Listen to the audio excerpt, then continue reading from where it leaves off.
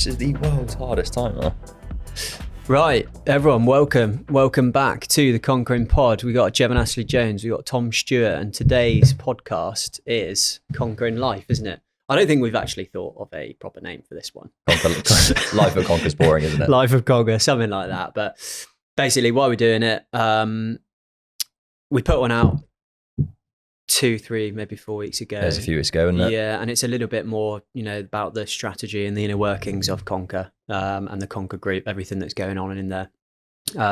With the Konkering Pod, we've obviously got the interviewing format, which is really fun, really enjoyable, and we're talking to lots of different people about their journey through business, trials, tribulations, all that, stuff. But I suppose this is ours, isn't it, really? What's actually happening, how the business is growing, how it's learning. If you want a really deep dive into the life of a small business in a place where we are trying to grow, and really refine the things that we're doing, it's a good place to start, isn't it? Yeah, this is under the hood. And we've got a big old setup today. I don't know which camera to look at.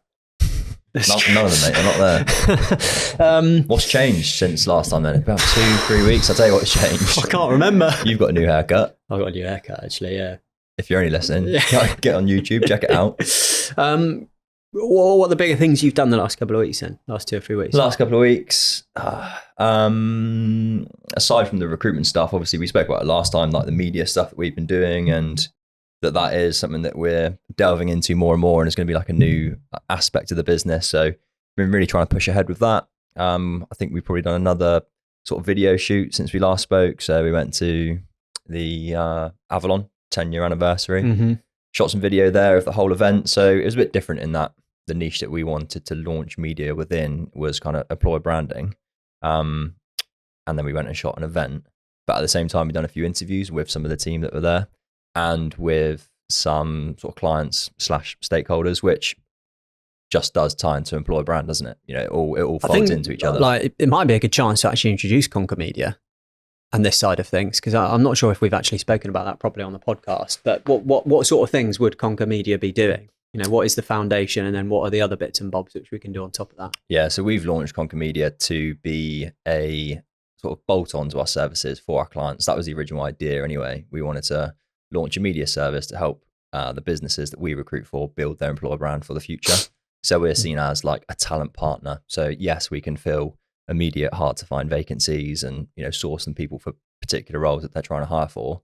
But the longer term plan there is to help them build their employer brand for the future, so they can hire more easily organically. So that was the original idea anyway, and it has evolved. It has evolved. Slightly. That is still the idea. But I think what we found quite quickly is you speak to companies about offering that as a service, they definitely see value in that, but then they also see a lot of value in video and media, helping them market themselves as a business as well. So from like a client standpoint.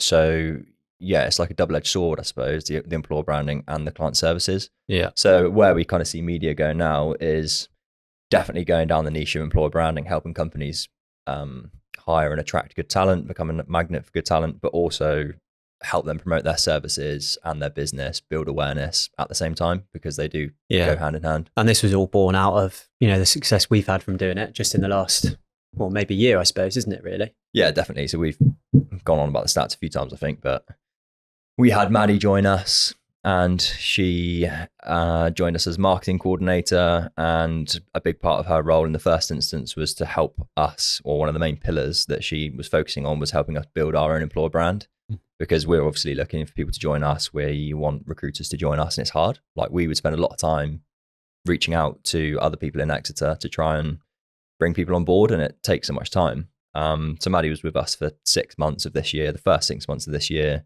we had something like 6 or 7 people approach us directly, when in 2023 we had 1 all year.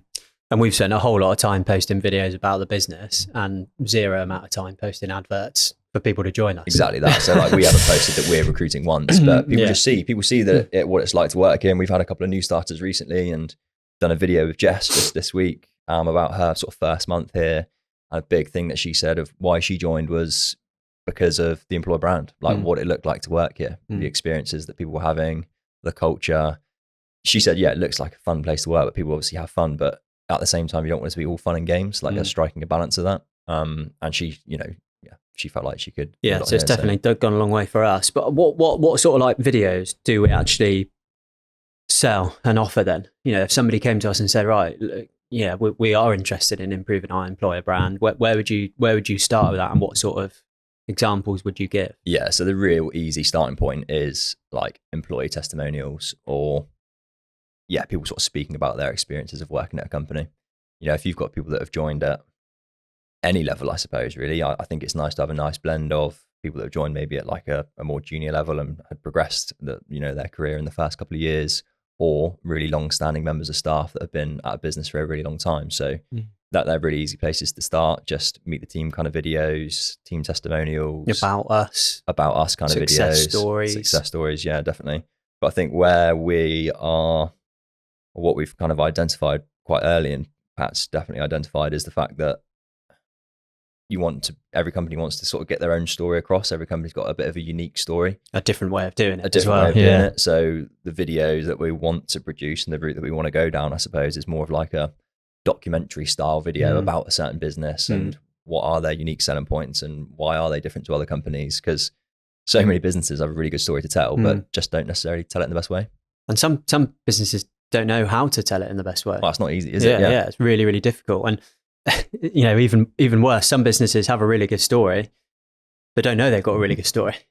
So don't know how they compare. They're not branding their business as well as they could be. I think what we've noticed as well with like the media side of things is, I suppose, like the construction industry, there's usually like quite a nice tangible product at the end, isn't there, with like a building and stuff like that. So a lot of companies really want to and would do really well by demonstrating the type of work that they're doing. We obviously recruit for these sort of construction businesses and a lot of these businesses, and we talk about their projects, but you can show people about their projects. Like, why is it actually exciting to work on these projects? What are you actually doing on these projects? I've recruited in some sectors for so long and I understand the sectors and know what they do, but like the demonstration for me would be like next level for me actually understanding it all properly. Yeah. So to attract people to your business, to attract people into the sector, and to give people an idea of like how things actually work in your business through the form of video is, I think it's paramount. Yeah. And companies like, especially in the built environment and construction, you could say that that's not a dated industry, but it might be sort of set in its ways to a certain extent. But you have got companies that are out there that want to do things a bit differently. So they're seeing media being an avenue to do that as well. So in terms of them tendering for projects, for example, using media and using video for because companies will put out like professional CVs, won't they, when tendering for projects? Maybe you can incorporate video into that as well. So as a point of difference for a construction business versus another construction business, and that can be a really unique selling point. You're going to really stand out, aren't you? Definitely. Yeah, definitely. What else have you been doing? I've been doing a lot of networking, actually. Riding your bike? Yeah, just riding my bike and stuff. And it does seem like just a bit of a laugh sometimes. And to be honest, sometimes it is a little bit, but I have actually seen so much value in that, in like creating proper relationships and like understanding people. I know like networking, sometimes people just say, oh, it's always nice to put a face to a name.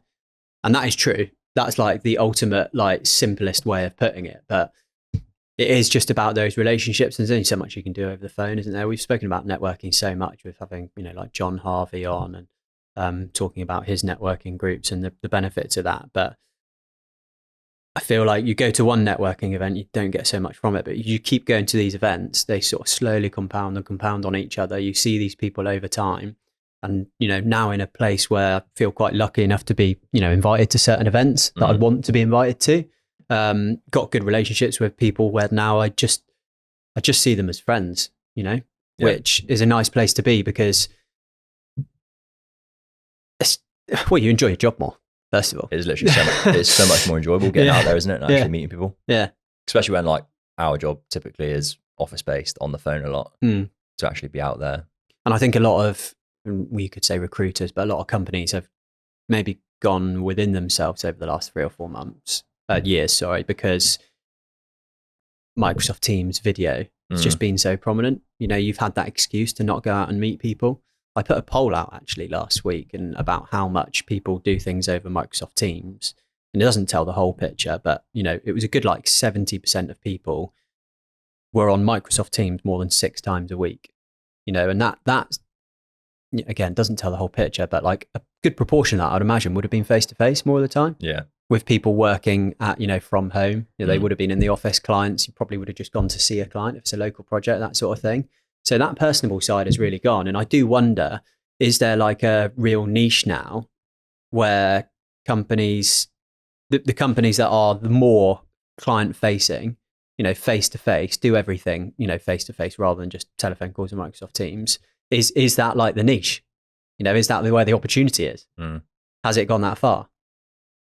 I don't think it has, but I do feel like businesses that are doing that and are doing more face to face are always going to have the sort of, it's a bit of an advantage. Yeah, advantage over that sort of stuff. Networking's funny for us though, isn't it? Because we don't do loads of work from like a recruitment standpoint of the original business and like our core business in the Southwest. Yeah. So yeah, like networking is a funny thing for us on that aspect, but like the media side of things can really tie into any company anywhere. So like for the Southwest, for example, that could really service that nicely. I feel like how I've perceived networking now is, yes, it's very much about like the third, fourth, fifth degree connections more so, but I just kind of see it as promoting the Konker brand more so in a much more meaningful and like organic way rather than like over LinkedIn and social media. LinkedIn and social media is brilliant, obviously, because people see it, but you really do like cement the Konker name and brand and person in people's minds if you're actually seeing people. Yeah. And, there might be whispers and talks about that rather than just like second degree connections on LinkedIn sort of thing. So I just kind of see it as more so communicating the brand locally. And you've got to have such a long-term mindset with that because you can't value that for the immediate future, can you? Like you can't say what that's worth because so intangible. And I do feel guilty. You do feel guilty going out and doing this stuff sometimes when, maybe the more immediate need is to be in the office, looking after people, doing a bit of recruitment, that sort of stuff. But you really do have to have like that growth mindset, take yourself outside of the immediate and put yourself into the sort of macro more so, don't you, to actually understand the benefits of it. Yeah. Or just get out early with Mark Harris on the bike. Or just get out really early on the bike, yeah. Little tag for Mark there. I think it was actually at Murray's event. He was complaining a bit that he hadn't had enough comments in his in the podcast. So there we go. There's one for him. There's one. Say my name. This one's for you, Mark. Shout out to Mark. It is funny though, because like there's I don't know how the best way to phrase this, but there's so much value in doing little things like that you just don't see. And like a really nice example of that for me is Avalon, for example. We done their 10-year anniversary video, shot some video with some of the other directors there, a couple of sort of meet the team type videos, and what's Murray's business partner called again? I forgot his name. Nick. And Nick mentioned in his piece about why he had joined Avalon however many years ago it was, quite a long time ago. One of the reasons he joined is he saw that Murray was involved or running a networking event. Yeah. So just off the back of Murray running a networking event that was cycling, there creates like a moment of serendipity for Nick to find him when he's relocating down from London, sees this business that is in a similar field, likes to look at that, thinks that's interesting. They're not even recruiting. He messages them, and then there's a business partnership that started from the back of that. Put value from on a that. Tiny little thing like that. Yeah. And there's so many things like that which maybe won't like convert into the sort of result that we've seen there, which you won't know about, but will be like subconscious in people's minds as well, won't there? Yeah. And, speaking of Mark, another good example of that is, and I won't give too much away, but, Mark's won a pretty big bit of work recently off the back of some of these cycling networking events and meeting people. So like, it just goes to show like it does actually make a difference in time. But yeah, it definitely works. Yeah, definitely. And it's good fun to do, isn't it? What else have we done? Well, you've been out and about. Client visits. I took a trip up north. Where was it? It's up north. It was a lovely place. Rhymes with the word. I won't say it. No, it was near Sheffield. Was it rhyme with? No, it was near Sheffield. I actually genuinely can't remember. Yeah, she can't. No. I won't say it. It's a rude word. All right. It's up near Sheffield. It was a big old trip, but it was one of our a good client of ours. So you went all the way to north of Sheffield to see one client. Yeah. Why? Yeah, good question. I don't know. Looking back now, no, I'm joking. No, it was an amazing trip. Really, really good client. We've made multiple placements with them. Some pretty big fees, and they're in a really nice phase of expansion. So I think for us, it was, I hate to say it, but face to name. That is, big thing. I think a big part of it is to say, thank you as well. Actually to show that we are committed and serious about, recruiting for them, because a trip up to, where we went, Sheffield, for 2 people, that's a hefty expense for us. It was a 500-600 quid trip. Train is not cheap, is it? We took them out to dinner, that sort of stuff. But we do want to show clients that we are serious about this. And what we want to really do is get to a place where we lock clients in. Yeah. That's a big part of it. But also we want to put so much more emphasis on a slightly fewer amount of businesses, rather than spread ourselves really thinly and just do very low level stuff with them. Yeah. So we actually want to get in with these businesses and make a difference for them. Yeah. We want to be able to sell lots of different services to them, which benefits them. We're not going to sell something to them which isn't going to benefit them and isn't going to create a better partnership. So it's the media, the retained stuff, the exclusive, fine. But also you do just get so much more of an understanding of a business and environment, of the people, of the jobs, what it's like to work there by going actually to meet people. And I find it really difficult to communicate to consultants who are maybe a little bit more junior the benefits of doing that when they haven't necessarily ever done a client meeting. Because I remember when I was going through, the sort of first stages, the first couple of years of developing those relationships, I would always feel quite lucky after every time I went to meet somebody. I'd feel a little bit lucky with I'm getting better applications. All of a sudden I'm getting people, interested in this role. And it's not luck, because you just know so much more about that business and you're able to sell that business so much more, even in just an advert. But it felt like luck at the start of the career, because maybe you're not used to that and maybe you don't understand how much goes into it and how much more you know about it. But yeah, I find it really difficult to communicate how much more of how much of a better conversion rate and how much more of an understanding you actually have of a business by being there and going there and seeing the office and seeing the people and understanding the personalities, opposed to just being the type of person that's on the phone. And we've massively neglected getting out there meeting clients. Really. We have, yeah. But why? Time. I think there's a few reasons. COVID. Yeah. I think a lot of people have gone with the flow of Microsoft Teams.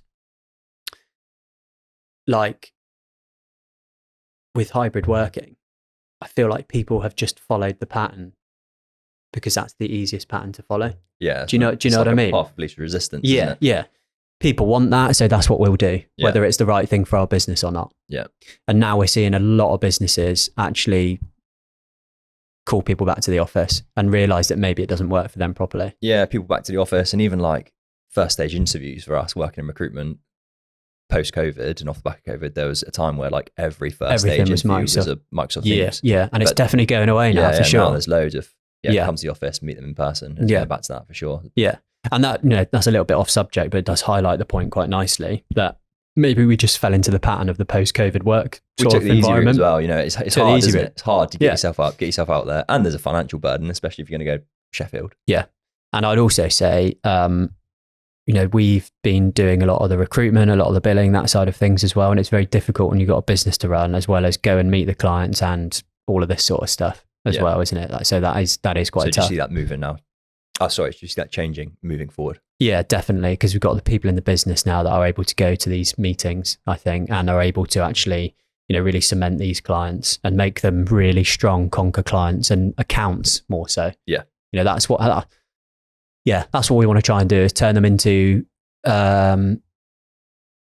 maybe not sure the words, but turn them into solid accounts. Yeah.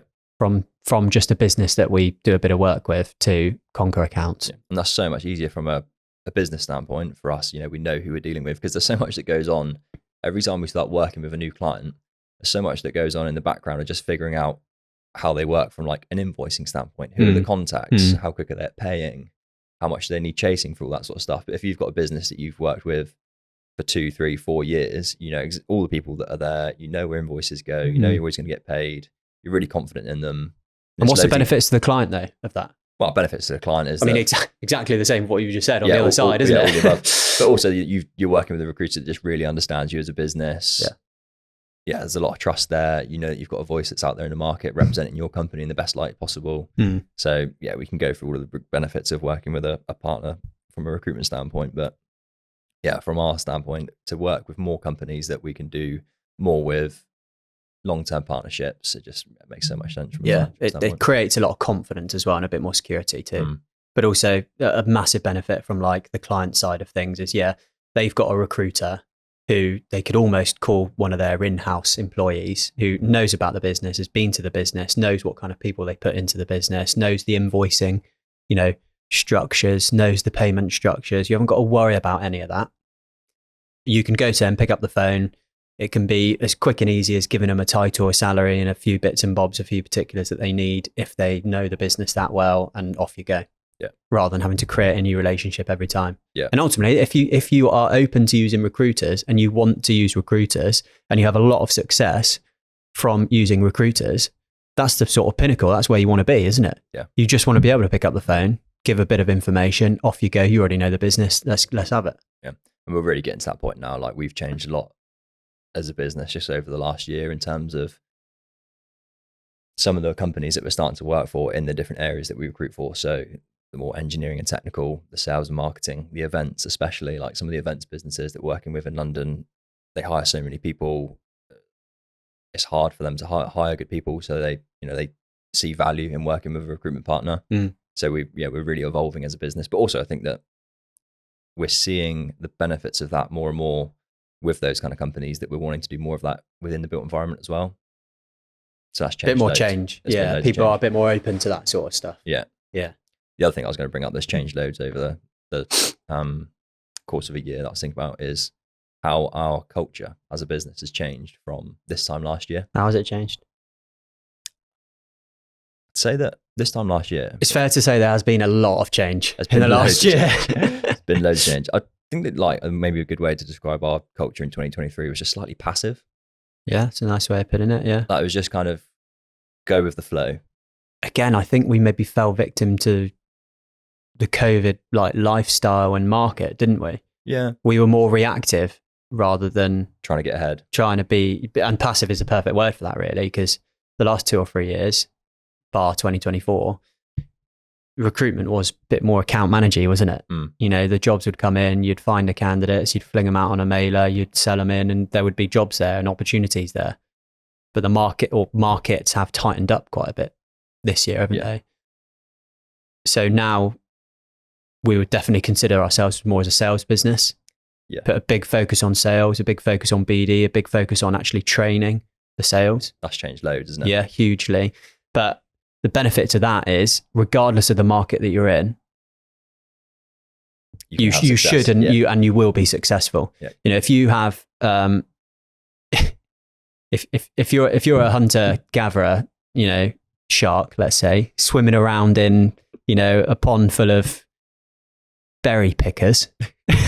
Sharks, and farmers, sharks and berry pickers. Couple of analogies coming together there. All right. Then, you know, you're obviously going to be the one that comes out on top, because you're the one that's, you know, servicing accounts, but you're also going out and winning new accounts as well. Winning new business. And that's the type of place where you should be. And it's really interesting because you listen to a lot of these other podcasts, you know, Hisham's in particular, recruitment mentors, and, you know, they always say the best recruiters and best businesses, spitting everywhere there, are the businesses that are always doing BD.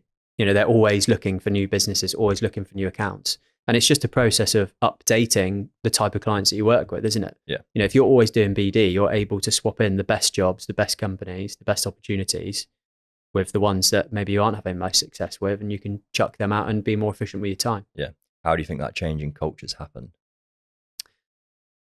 There's definitely been a personnel shift. You know, it's quite happy to say and be like transparent, the fact that, you know, we've almost got a brand new team this year than we have last year at this point. Yeah. You know, so that's how much change there has been.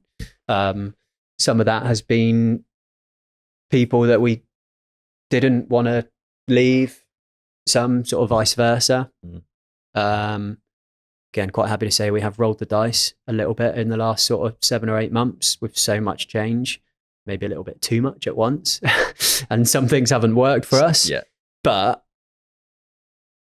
we're in a place now where we know exactly what we want. We've learned so much in the last year. I've learned more in the last 8 months than we had in the first 4 years of the business. It's been a massive like foundation building exercise, isn't it? We've really laid the foundations now to propel into 2025. And a big thing that I would say is, we've learned so much, but we're not going to go quickly until we know what works, are we? Yeah, we tried to go quick before we knew what worked. Yeah, definitely. And now we know what works. So it would just be a matter of time before we sort of ramp things up again and actually get things going. Yeah, because my thoughts on like the culture and how it's shifted, and we've had this conversation before about, is culture a top-down thing that trickles down through the business from leadership, or is it like a bottom-up? So it's the people that you've got that create the culture. I just think it's a bit of both. Just think it's half and half. I think that there's no set way. There's no set way, but we can try and create a culture as to our heart's content. But if you've not got the people that culture want to work and fit within that culture, then it's never going to happen. It's the old round peg, square hole analogy. Yeah, and I think last year maybe we were trying to be the trendsetters that set the culture, and maybe we didn't have the right kind of people that fit in with the culture that we actually wanted. Yeah, because now I feel like we've got the people that are just creating the culture that we almost want as well at the same time. It's always happening. But you're right, there has been a really good element of, this is what culture we want. We've got to find the right people that would suit that culture. And then I think they then further that culture or push the culture. They solidify it. Yeah, so like we've done the first 10, 20%, and they're the ones that actually push it even further. And you kind of want that, because you want, as business owners and directors, you want to be constantly making yourself redundant to move on to the next thing. And, similar with the culture, you don't want to have to always be there creating the vibes in the culture, do you? No, yeah, you want it there when you're out the door. And Yeah. So, because that's when you know it's genuine. Yeah, so that's what's happened. There's definitely a few more things to talk about what's happened over the last few weeks, but I think we'll round it up there, shall we? Yeah. Yeah. I think like what's really exciting about these conversations is, I'm feeling so much more comfortable. I'm quite happy to like definitely talk about what is working for us, but be quite vulnerable in the fact that what hasn't worked for us. Yeah. Mistakes you've made along the way. Yeah. And you know what? Made a load of mistakes this year. It feels like it, that's for sure. And you want to share? No, not now. I'm not that comfortable. Give it a couple of weeks. But, it definitely has. And it's not all fun and games, is it, sometimes? No. Yeah, we've been down in the dumps. Yeah. We've had a tough year, but always learning from these sort of things. And running a business is flipping hard. It is, especially if it's a business which you are starting. I think there's such a difference, isn't there, between starting a business and actually growing it, opposed to joining a business and then becoming a director or having a business which was already sort of up and running. What's mad with us is this was like our 6th year in business. Yeah. And it almost felt like we started again. There's been so many points where we feel like we've started again, hasn't there? At the start, after COVID, this year. Yeah. And they've been pretty big milestones, haven't they? Yeah. But we've learned an awful lot along the way, so it's really good fun. And we're having really good fun actually documenting and just talking to people about what it is actually like to run a business. Because so many businesses put out all the nice sort of stuff, and we're quite happy to put out the stuff which isn't quite working. Yeah, and we've just spoken about culture there. I imagine that nearly every business owner in Exeter and the Southwest and everywhere probably thinks about company culture on a regular basis. So it's just interesting conversations. And if anyone wants to talk more about this kind of stuff, either come on the pod or reach out and meet up. Yeah, definitely really interesting conversations. We'll sign it off there. Done. Cheers. Lovely job.